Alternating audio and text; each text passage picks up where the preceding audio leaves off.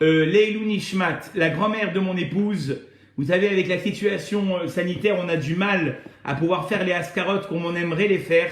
Donc j'ai tenu ce soir, quand bien même la askar a été jeudi soir et vendredi matin, à faire ce soir le shiur Leilou Nishmat, Denise Léa, Bat Miriam Gedge, que de là où elle se trouve, et elle puisse être une protection pour toute la famille. Je rappelle qu'elle est également la cousine de notre cher président.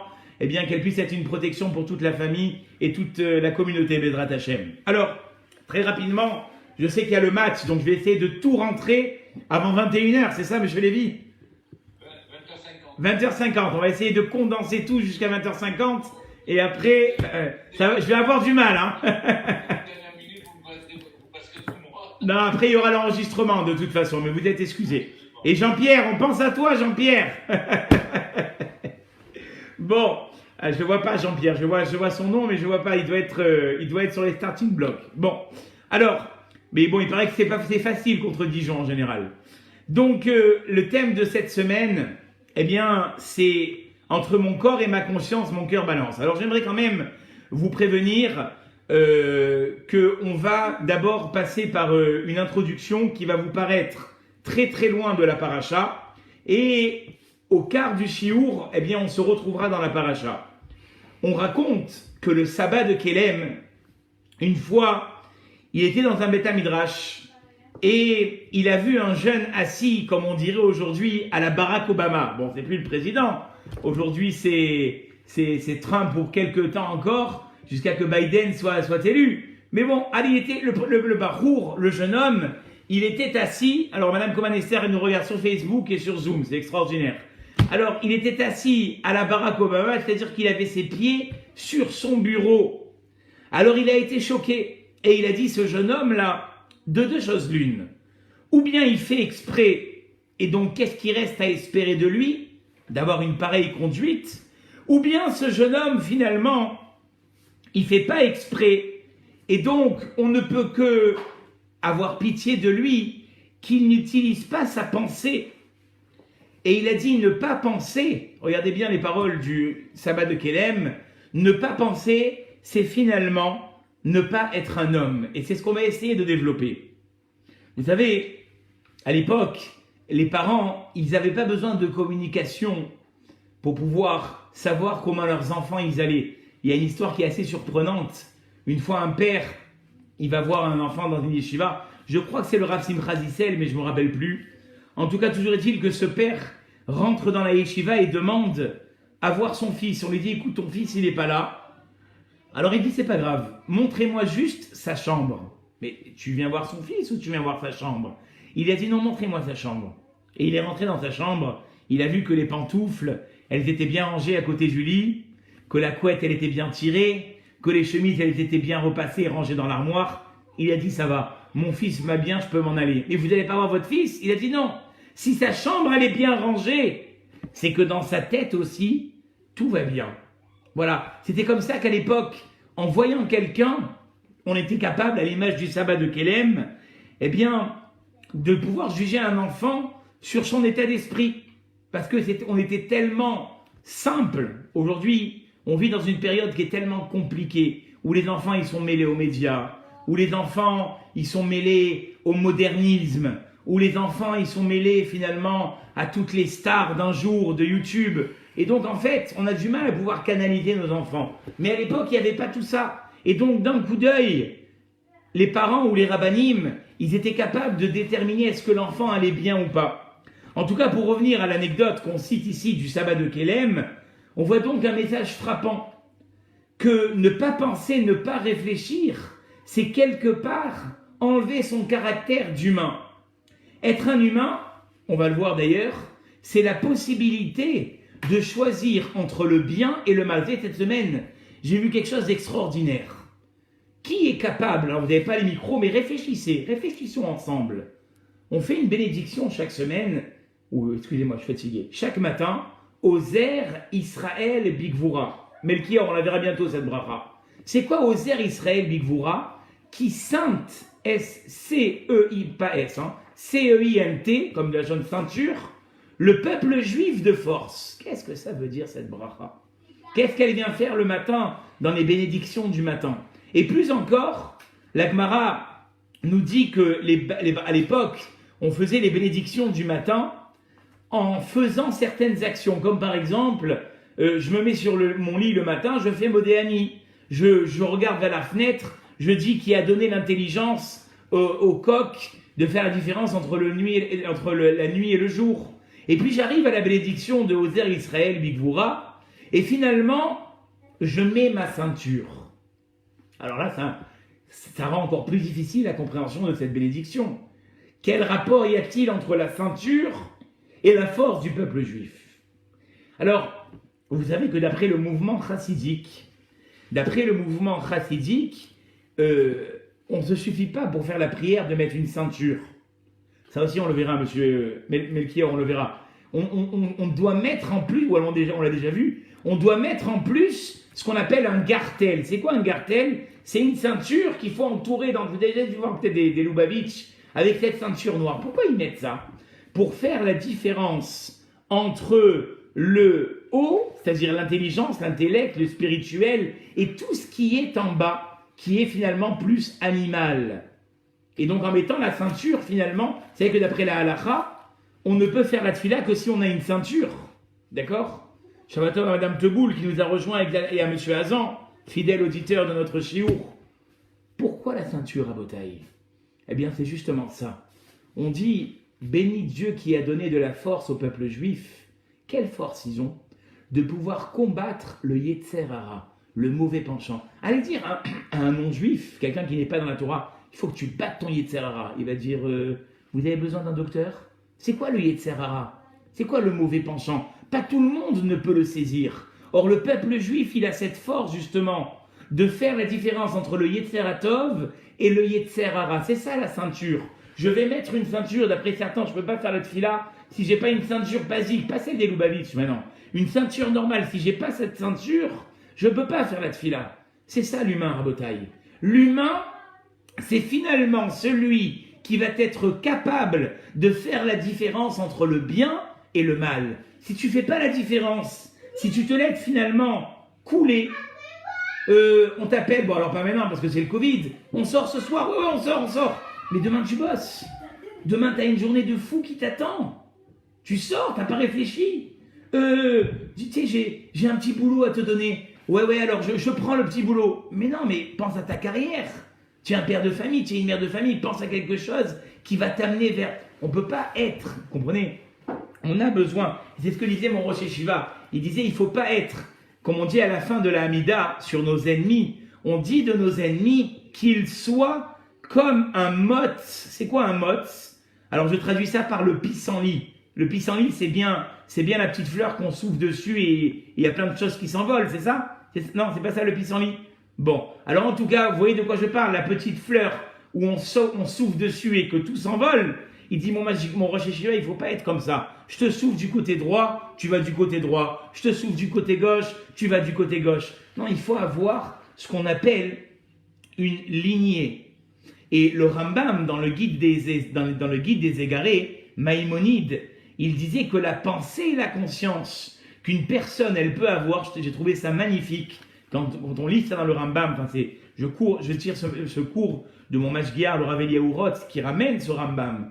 Il dit que le Rambam, il dit que la conscience, c'est la connexion entre un homme et Dieu. Voilà ce que c'est la conscience. Le fait de réfléchir. Pourquoi? Et c'est la première bénédiction qu'on fait d'ailleurs dans l'Amida. Atachonen le Adam Da'at ou Melamed le Enosh Bina. Tu as donné à l'homme la conscience et la discernation. Pourquoi? Le discernement, pourquoi? Parce que si une personne ne réfléchirait pas, eh bien automatiquement, elle n'est plus connectée à Dieu. Et donc, en fait, la personne a en elle le potentiel de pouvoir se connecter et se rattacher à Hachem ou de ne pas se connecter à Hachem. Et on l'a déjà expliqué, dans beaucoup de choses, l'homme, il peut se connecter aux qualités de Dieu ou ne pas se connecter aux qualités de Dieu. C'est quoi la différence? Eh bien, on dit que la différence, c'est si je sais utiliser ma parole pour pouvoir construire avec des mondes. C'est très compliqué à comprendre ça. Alors, je vous explique. On l'a dit plusieurs fois dans des cours, pour ceux qui m'écoutent depuis longtemps, que Akadosh Baruch Hu, il a créé le monde en disant 10 fois Vayomer, Vayomer, Vayomer, Vayomer. Eh bien, nous-mêmes, par notre parole, on est capable de pouvoir créer et construire des mondes. C'est vous dire le niveau qu'on a. Mais encore faudrait-il que la personne, elle se connecte à cette intelligence, elle se connecte à cet intellect. Et pour la plupart du temps, on va l'expliquer à travers certains exemples, la personne a énormément de mal à se connecter à son intelligence, ou du moins à rester connecté. Parce que se connecter, des fois on prend peur même.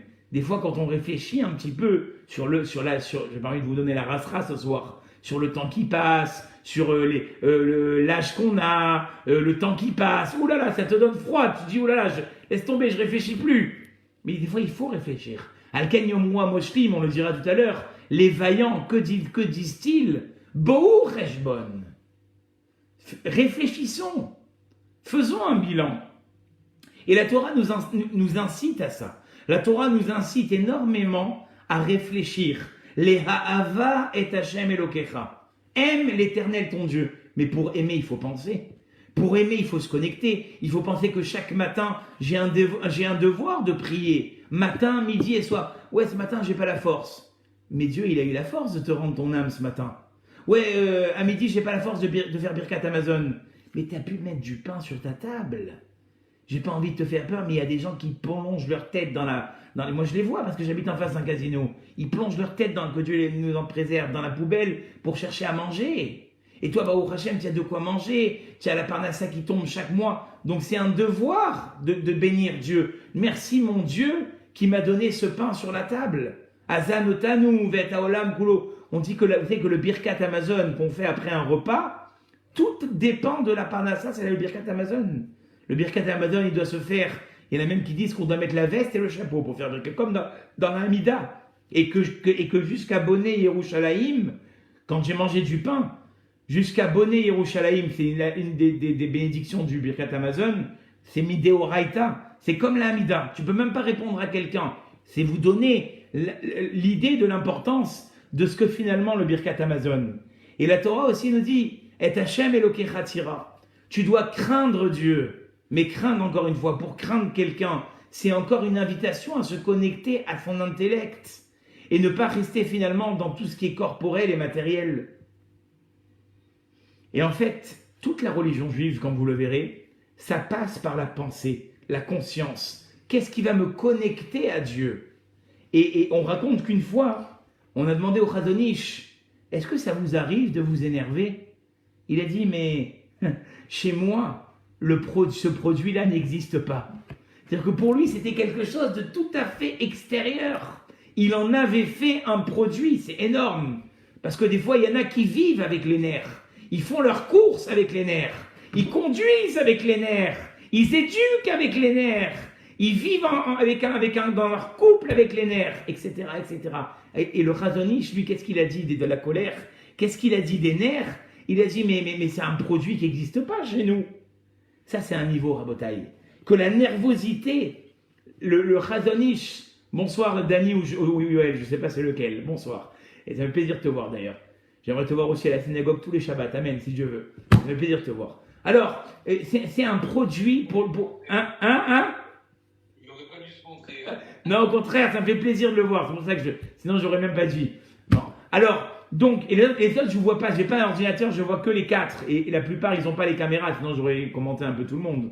Alors, donc ça veut dire que pour le Chazon Ish, la colère, c'est Dani ou Yoel qui est là?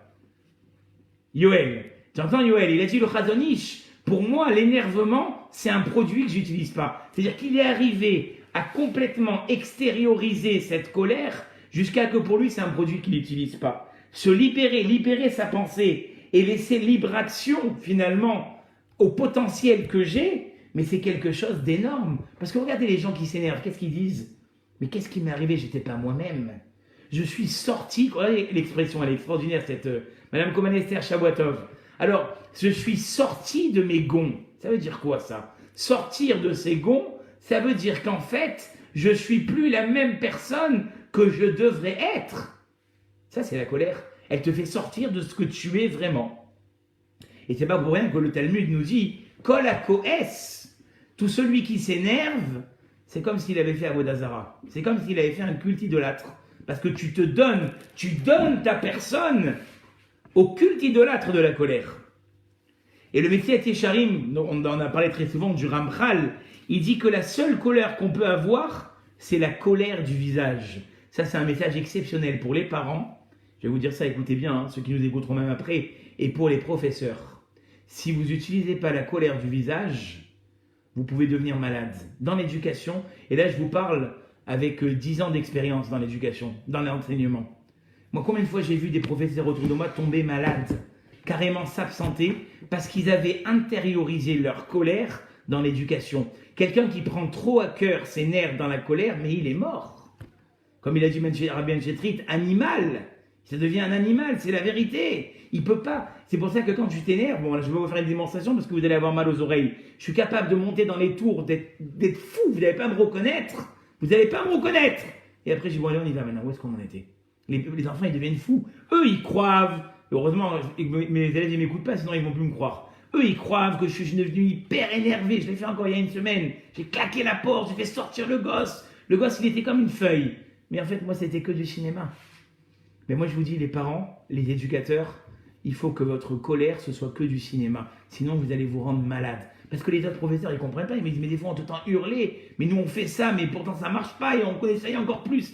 Mais je leur ai dit la différence, c'est pas de la prétention, je veux vous aider. La différence entre moi et entre les parents et tous ceux qui vont utiliser leur colère pour éduquer, c'est que vous l'intériorisez. Et donc formellement, quand vous l'avez intériorisé, mais vous pouvez vous rendre malade. Alors que si cette colère, elle est simplement venue dans le but, et je fermerai la parenthèse, d'éduquer mes enfants ou d'éduquer mes élèves, à ce moment-là, je ne me rends pas malade. Et la colère n'a été que bénéfique. Alors que quelqu'un qui se met en colère, comme on l'a dit tout à l'heure, on peut faire des malaises. Il y a des gens qui ne savent même plus ce qui sort de leur boue.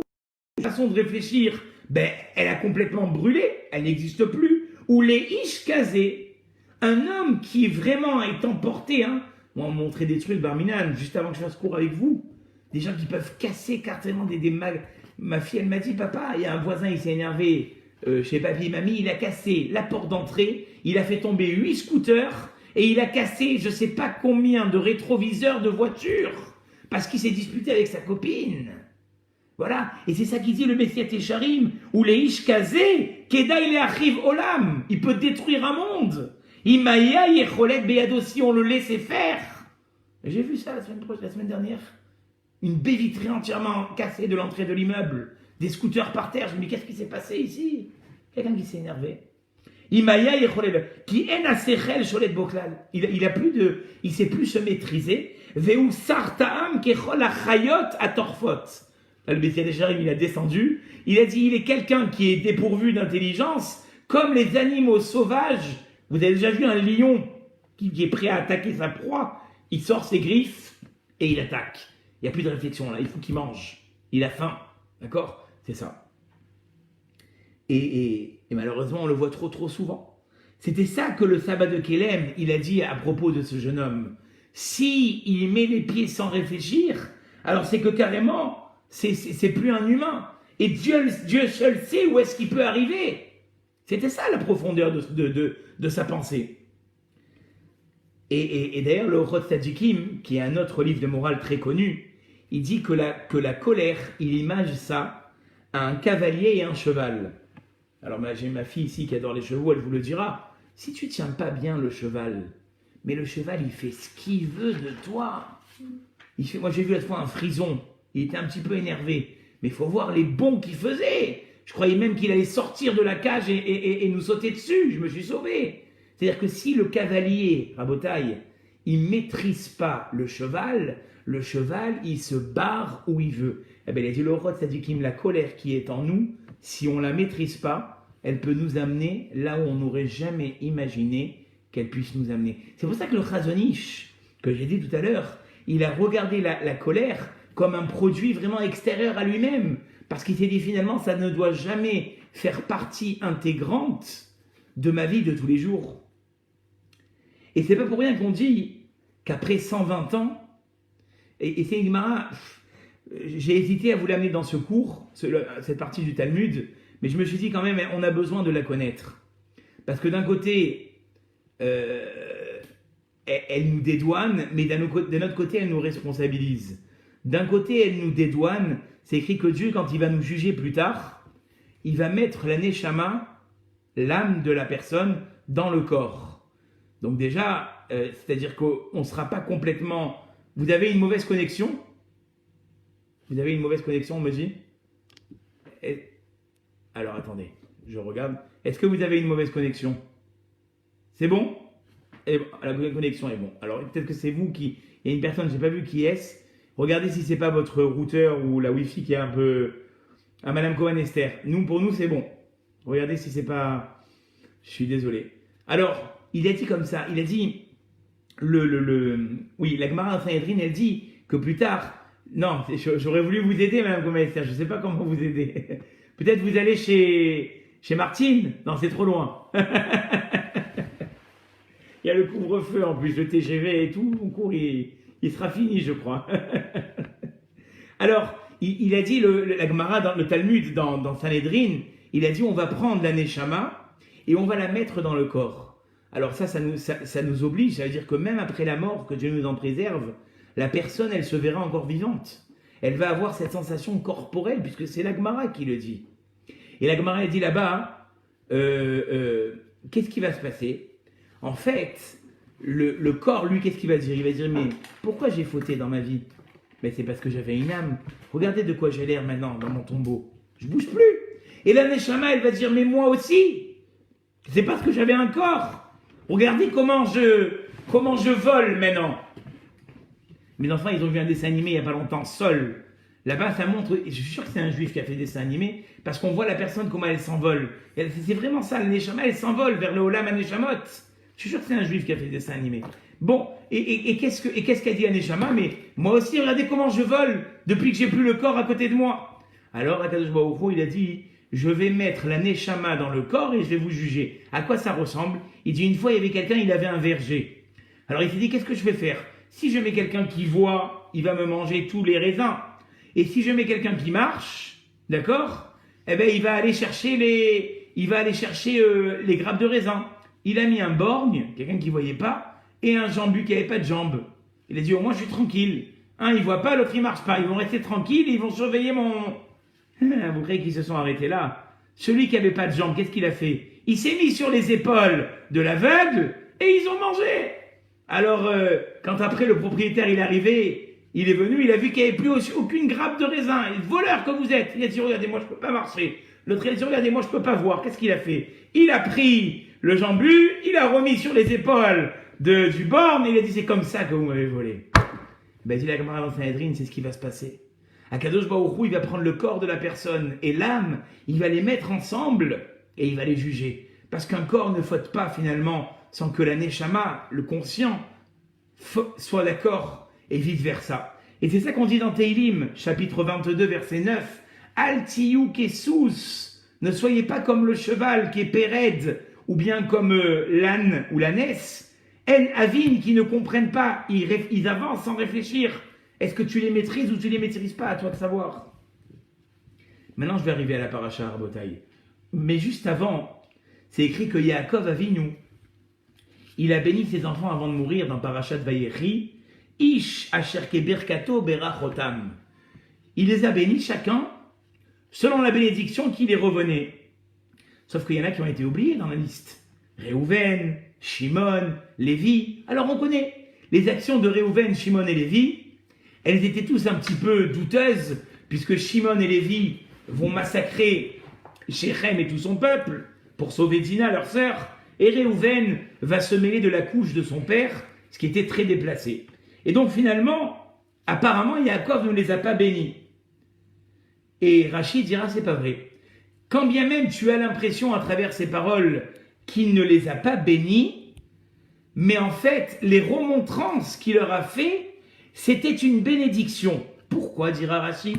Parce qu'à travers ces remontrances, ils vont être capables finalement maintenant de changer et d'être différents. Et c'est comme ça que la Torah terminera en disant Vezot asher diber lahem. C'est vrai qu'il les a parlé en leur faisant des remontrances, Vayevarech otam. Mais ces remontrances étaient une bénédiction. Pourquoi? Parce que si tu as mal fait jusqu'à maintenant, tu vas bien faire tu vas bien faire à partir de maintenant. Et le meilleur exemple que tout le monde ramène dans le monde des yeshivot, c'est quelqu'un qui 30 ans durant met des téphilines, et puis un jour il se rappelle qu'il faut vérifier les téphilines, comme quoi c'est dangereux d'attendre 30 ans pour vérifier ces téphilines, et le sofer il ne sait pas comment lui dire. À l'intérieur des téphilines, il y a du papier journal.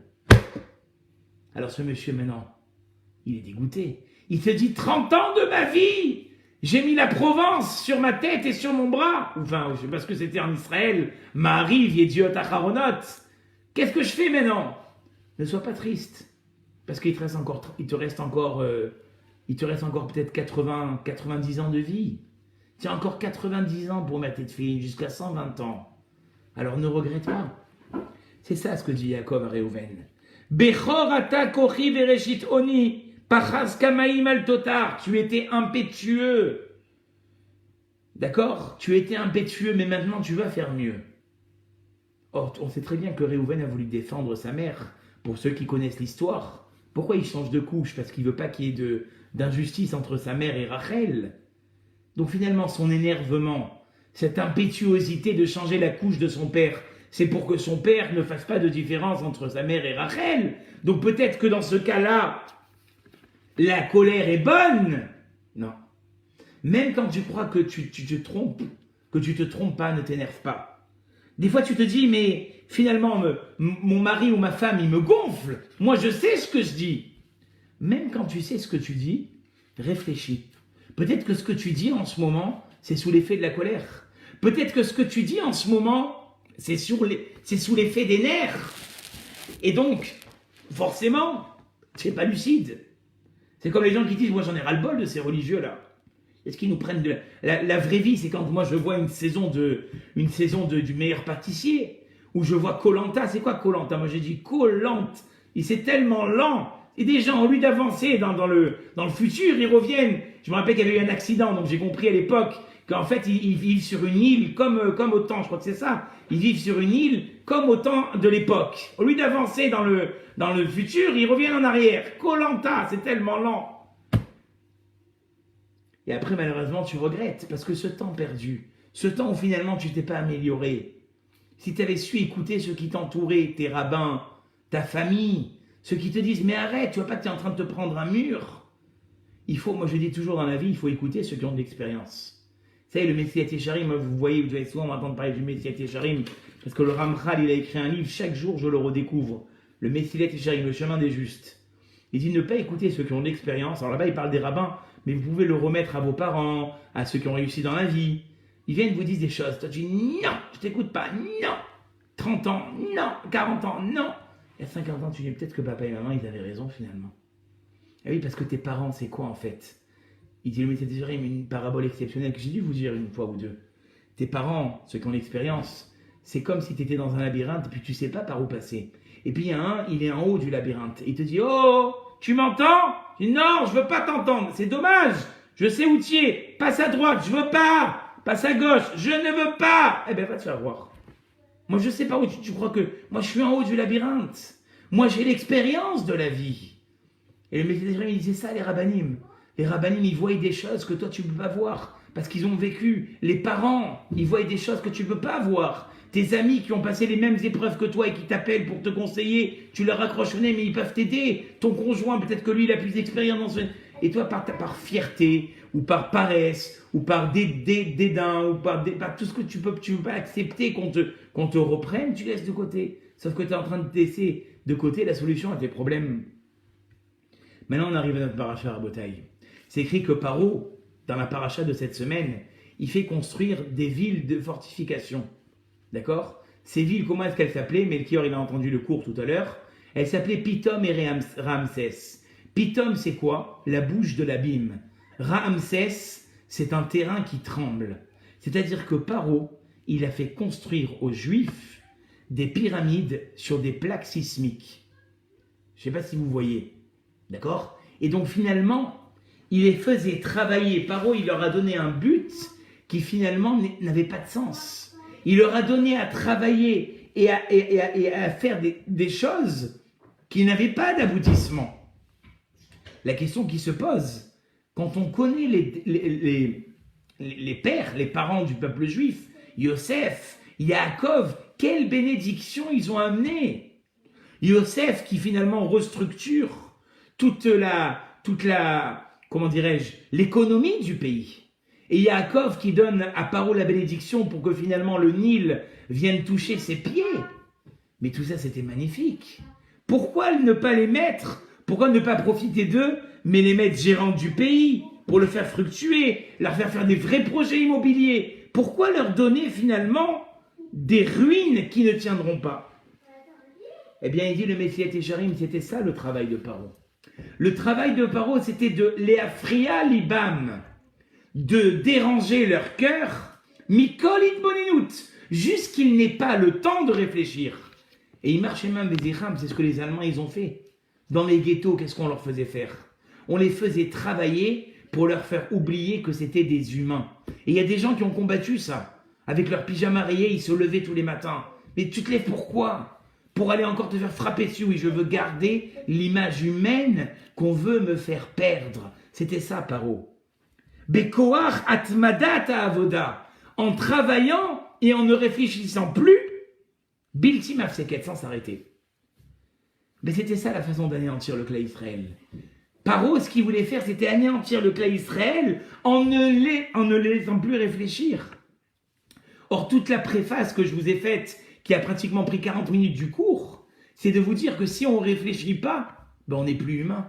Si on se laisse abandonner à nos pulsions coléreuses ou de tentation, ben on n'est plus des humains non plus. C'était ça le travail de Paro. Le travail de Paro, c'était de laisser la personne ne plus réfléchir. Et regardez souvent, très chers amis, que la plupart du temps, quand on ne réussit pas dans notre vie, c'est parce que justement, on n'a pas réfléchi assez bien et on n'a pas assez bien structuré notre journée, notre année et notre vie finalement. Les gens qui réussissent dans leur vie, ils sont millimétrés et chronométrés à la minute près. Ils ne perdent pas du temps, ces gens-là. Ils se gèrent d'une façon tellement ordonnée que finalement, ils ne peuvent que réussir. J'ai eu une discussion avec ma fille il n'y a pas longtemps sur ça. Elle m'a dit, papa, tu crois que quelqu'un qui n'est pas fort dans un domaine, il peut réussir? J'ai dit, bien sûr. Il y a pas de, ça n'existe pas fort, je dis ma fille. Je dis, ça dépend comment tu te structures. Si tu te structures comme il faut, tu peux aboutir à tout ce que tu veux. Et finalement, ce qui ne va pas te faire réussir dans ta vie, c'est de dire, je ne peux pas. Parce que quand tu dis, je ne peux pas, tu déconnectes ton intellect à ton potentiel. Et donc finalement, si ton intellect n'est plus connecté à ton potentiel, ben, tu passes à côté de ce que tu aurais dû faire dans ta vie, malheureusement. Alors que si tu restes toujours avec cette ambition, toujours, et c'est ce que Rabbi Akiva avait compris finalement à travers cette goutte d'eau. Comment une goutte d'eau, elle peut traverser la roche? Parce qu'elle a de la persévérance. Entre parenthèses, c'est mon slogan de WhatsApp. La goutte d'eau, par sa persévérance, elle peut trouer la roche. C'est tellement vrai. C'est peut-être le secret de la vie, Rabotai. Et on a l'impression que c'est un discours très fédérateur, mais c'est un secret que je suis en train de vous dire. C'est-à-dire qu'en fait, il n'y a pas d'échec dans la vie. Il y a ceux qui sont persévérants et qui finalement y arriveront, advienne que pourra. Moi, je vous dis, je connais des gens, sans entrer dans les détails, parce que je veux pas que Chayei Shalom on comprenne qui est-ce. C'est devenu, je pèse mes mots, des sommités. Mais ils n'étaient pas intelligents, ils te le diront eux-mêmes. Ils te diront qu'ils ont travaillé comme des chiens, ils se sont acharnés, ils se sont enfermés. Azorim Bedima, c'est ce qu'on dit dans les Teilim, ceux qui ont semé en pleurant des nuits et des nuits sur leur papier, sur leur classeur, des nuits et des fois même des gens qui étaient parents. Ils se sont remis dans les études, peu importe l'âge. Berina Iktsoru. Un jour viendront où ils vont récolter avec le sourire. Il y a pas. Mais encore une fois, tout ce beau discours que je suis en train de vous faire, c'est dans la seule et unique condition que mon intellect, il se déconnecte jamais de mon potentiel. Et Paro, c'est ce qu'il a voulu faire. Il a déconnecté finalement l'intellect du potentiel. Et donc finalement, il les a laissés s'auto-détruire tout seuls. Et c'est ce que je vous ai dit tout à l'heure. Dans Bamidbar, d'accord? Dans les Nombres, chapitre 21, verset 27. Alken yomru amoshlim. Ceux qui se maîtrisent diront, Bou cheshbon. Faisons ce compte. Tu ne peux pas avancer si chaque soir, tu n'as pas réfléchi à la journée que tu as passée. Et je ne parle pas que pour les étudiants maintenant. Même vous, je sais pas, peu importe l'âge, on peut avoir des ambitions. Hier, j'ai appris que François Mitterrand, il est devenu président à 68 ans. Trump, il est devenu président encore plus âgé. Donc les ambitions, elles n'ont pas d'âge. Peu importe l'ambition que tu veux avoir dans ta vie. Sache simplement vivre tes journées en diapason avec les ambitions que tu as dans ta vie. Mais si tu te dis, j'y arriverai pas, c'est pas pour moi, c'est trop difficile, je vois pas le bout de la montagne, tu n'arriveras jamais. Alors que l'autre, petit à petit, il a crapahuté, il est avancé et il est arrivé à ce qu'il voulait arriver. Parce que, c'est comme je crois que c'est la fable de La Fontaine, Melchior. C'est pas la fable de La Fontaine où là-bas il y a un lapin qui court avec une tortue et il a dit rien ne sert de partir tôt, il faut partir à point. Et je crois que c'est la tortue finalement qui a gagné parce elle s'est pas arrêtée. L'autre y croyait, je crois que c'est un truc comme ça. Il croyait qu'il allait arriver, mais finalement il n'est pas arrivé et la tortue elle est arrivée parce qu'elle s'est pas arrêtée d'avancer. Et ça, la Torah nous l'a dit. Et regardez les livres de coaching, parce que moi je me suis intéressé au coaching. Ils sont remplis que de ça. Fais-toi tes journées en fonction de ton but.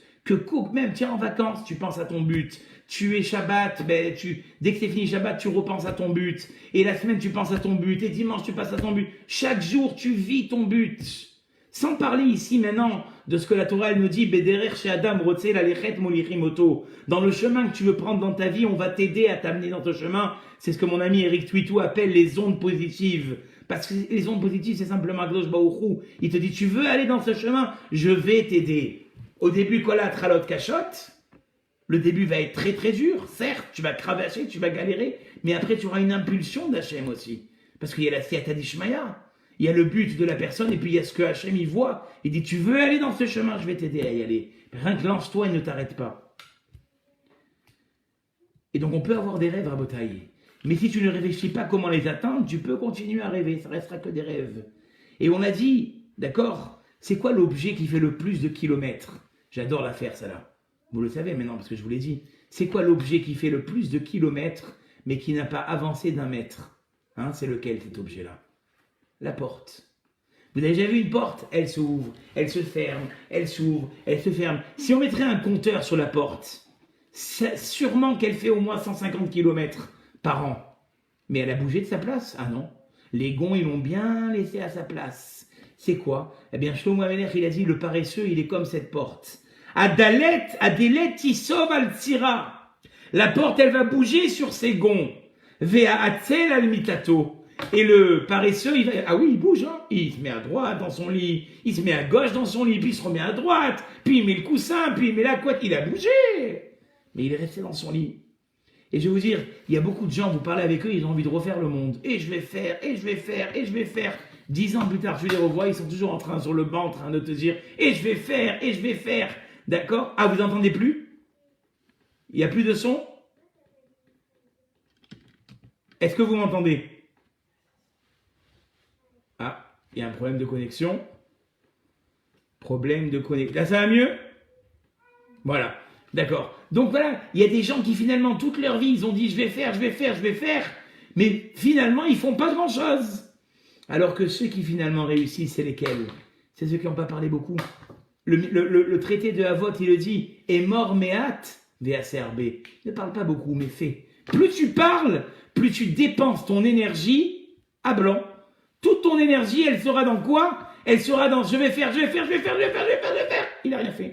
Moi, les gens qui ont réussi, je vous le dis, quand on est un rabbin, on rencontre beaucoup de monde. Donc, je me suis fait mes petites enquêtes. J'adore ces micro-trottoirs. Et quand vous parlez avec des gens, vous dites quoi? Mais lui, il a fait ça. Lui, il est professeur. Quoi? Dans plusieurs hôpitaux? Mais comment il a fait? Il parle pas. Il agit. Quoi? Lui, il est à la NASA. Il y a une comète à son nom. Mais à la synagogue, c'est même pas s'il ouvre la bouche. Ouais. Il travaille à la NASA. Il a pas, parce que, encore une fois, il a concentré toute son énergie sur son but. Il est tellement en connexion avec son intellect qu'il ne peut pas faire marche arrière.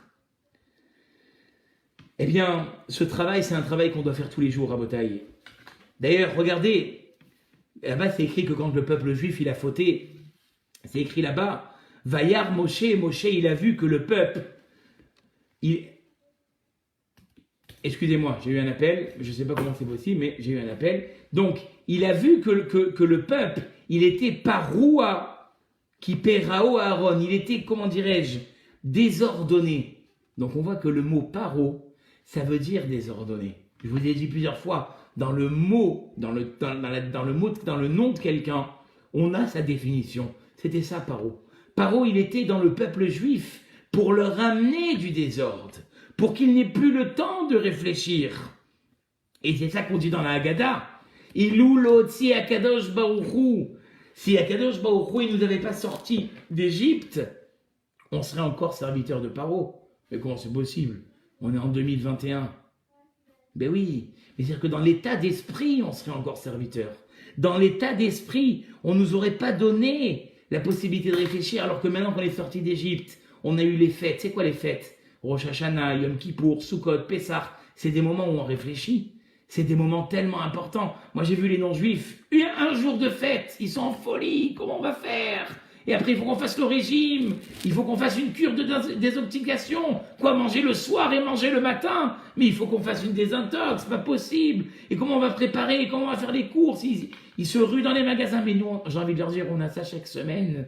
Chaque semaine, on fait une fête. Chaque 3-4 mois, on a une autre fête. Ça, c'est des moments, c'est des occasions de réfléchir à qui on est, de réfléchir à ce qu'on est dans ce monde, à ce qu'on doit faire dans ce monde. Ça, c'est le judaïsme. Le judaïsme, c'est finalement ne plus être absorbé dans notre train-train quotidien et se connecter. Et Hermiaou, le prophète Jérémie, il dit le Messiah Jérémie, c'est de ça qu'il s'est plaint à propos du peuple juif. Il a dit, mais eux, ils sont ma'alimi menehem ima'asehem. Ils font abstraction de leurs actions.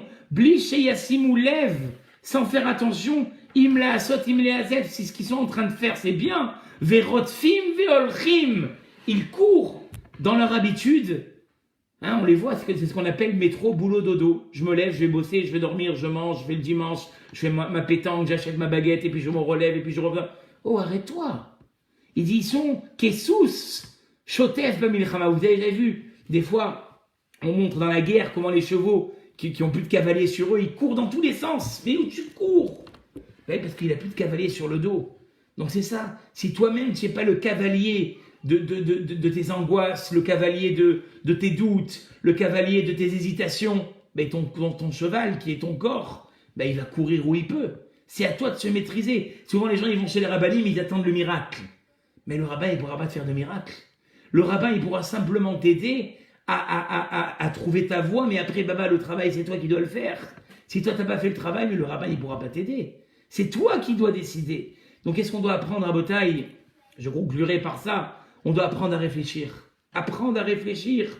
Où est-ce qu'on en est dans nos objectifs? Apprendre à réfléchir aux mots qu'on dit dans notre prière. Comme m'a dit ma fille, elle m'a dit, papa, tu lis des télim tous les jours, des psaumes, mais tu comprends ce que tu dis. Tu en lis tellement, mais tu comprends ce que tu dis. Elle a raison. Si je lis sans comprendre, ça vaut rien. D'accord? Tfila, Belo Kavana, Kegouf, Bliné Shama. Je ne me rappelle plus qui est-ce qui dit ça. Une prière sans réflexion, c'est comme un corps sans âme. Ça ne sert à rien. Non, c'est pas si vrai que ça. Parce qu'on dit que dans l'absolu, rien que les mots de la prière, ils ont leur impact. Et peut-être aussi réfléchir aux besoins des gens qui nous entourent. Ça, c'est un cours encore d'1h30. Le Rav Wolbe, il parle d'1h30 de ça. Comment réfléchir aux besoins des gens qui nous entourent? Je fais de la tzedaka, c'est bien la petite pièce dans la boîte, mais la tzedaka, c'est pas que ça, c'est réfléchir aux besoins des autres. Et finalement, eh bien, réfléchir, c'est comme quand on écoute une musique. Plus j'écoute la musique, plus je découvre finalement la beauté de cette musique. Eh bien, réfléchir, c'est finalement réfléchir à la beauté de la vie, aux ambitions que je peux avoir, que j'ai la vie, comme il a dit le Rav Israël Salanter. Je terminerai par ça, je vous l'ai dit plusieurs fois, mais elle fait tellement du bien cette histoire. Il était avec ses élèves un soir et il a vu un cordonnier en train de réparer les chaussures à la lumière de la bougie. Alors le Rav Israël Salanter, il a dit, mais jusqu'à quelle heure tu vas réparer les chaussures? Alors il lui a dit, le cordonnier, il lui a dit, tant qu'il y a de la lumière, Rabbi, je peux encore réparer la chaussure. C'est ça qu'on doit conclure ce soir. Kolzman Sheaner Dolek, tant qu'il y a de la vie, il y a de l'espoir, peu importe l'âge, peu importe la famille de laquelle on vient, peu importe la situation familiale dans laquelle on peut toujours avoir des objectifs. Personne nous enlèvera le droit de réfléchir, personne nous enlèvera le droit d'évoluer, si ce n'est que nous-mêmes qui devront prendre la décision de réussir. Voilà, je vous étiez donc, j'espère que ça